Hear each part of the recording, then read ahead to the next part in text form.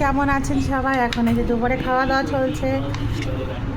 এই দেখুন মাছের গজাল মাছের আচার, দারুণ টেস্ট হয়েছে। আর এই যে রসগোল্লা কলকাতা থেকে নিয়ে এসছে রসগোল্লা, আর এই যে আসছে গোলাপ জামুন, আর কুদরি দিয়ে আলু দিয়ে ভাজি, আর এই যে শাক ভাজি, কলা ভাজি,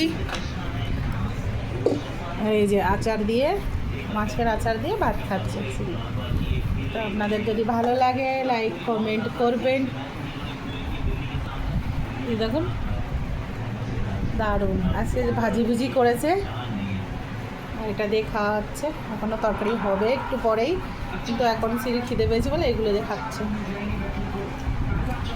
এখানে লাল শাক পাওয়া মানে অনেক বড় ব্যাপার।